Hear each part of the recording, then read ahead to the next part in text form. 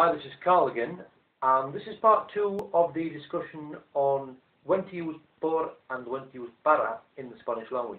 Now, in the first part, what I mentioned was that perhaps one of the best approaches to this particular aspect of Spanish language grammar is to consider the rules which govern para, of which there are only 3 or 4, and if the sentence, statement or question which you're trying to translate from English into the foreign language doesn't abide by any of those rules, then we can assume that por must be used instead.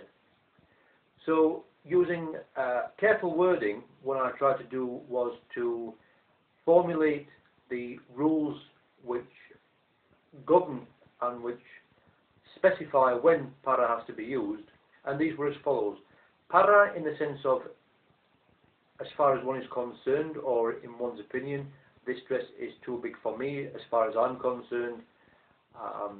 In my opinion, this dress is too big for me. Para mí, este vestido es demasiado grande para mí.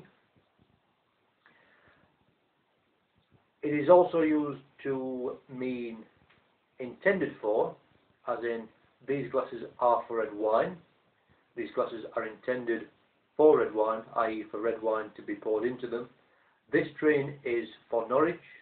This train is intended for Norwich, where Norwich is the final destination. We are heading for the coast, or we are heading towards the coast. This present is for you. This present is intended for you. This present is for your birthday, intended for your birthday. It is also used to mean in order to, with the intention of. I do this with the intention of achieving that. For example, we are learning Spanish in order to be able to speak with more people. And also where stereotypes are concerned, where you make a statement and one might argue that that is a stereotypical formulation and that it wouldn't be necessarily true of everybody, everyone or everything. For example, for a 90-year-old, she is very fit.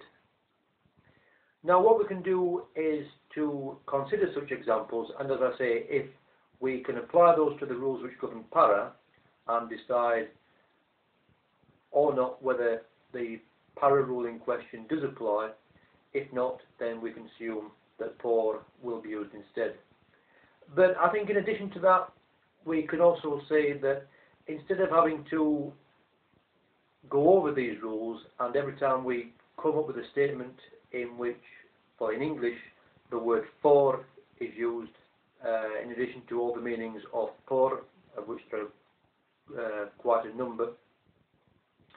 If we can absorb into our brains set phrases, for example, por aquí, around here, por eso, because of that, for that reason, por cierto, by the way, then we don't always need to necessarily concentrate fully and 100% and consciously on such grammatical rules.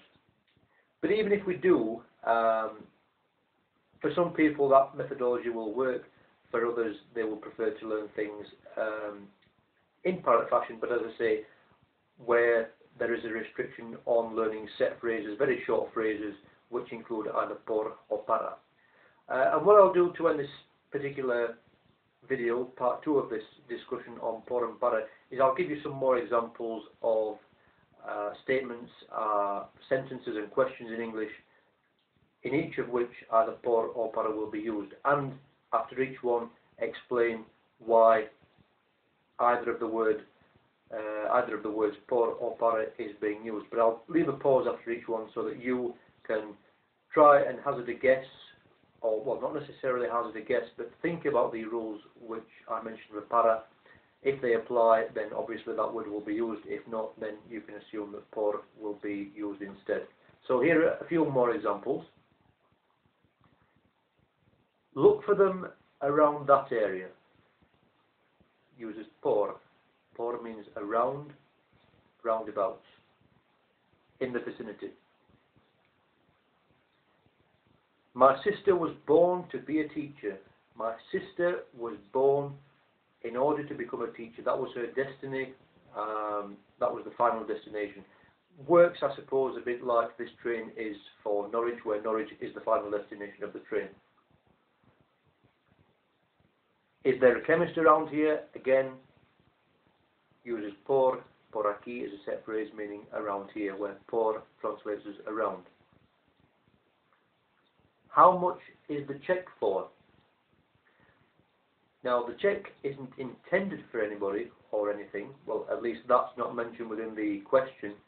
And the check is meant to be handed in exchange for the amount of money which is written on it. So therefore we use por in exchange for. Venice is famous for its canals. Uses por because Venice is famous because of, due to, as a result of its canals. So another meaning for por. And as I say, if you continued looking at examples in Spanish which do use por, then you would be able to see and to appreciate that por has many more meanings than para does. And you will find in many grammar books, many Spanish language textbooks, that if por and para is treated as a grammar topic, then you'll have much fewer rules and regulations for para than you will have for por. And por, I think, can assume as many as 20, 25, maybe even 30 different uses.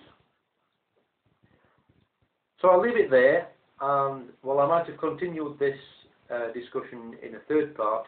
As I say, I will conclude there, and if you do have any questions, then do feel free to send me an email or leave me a comment.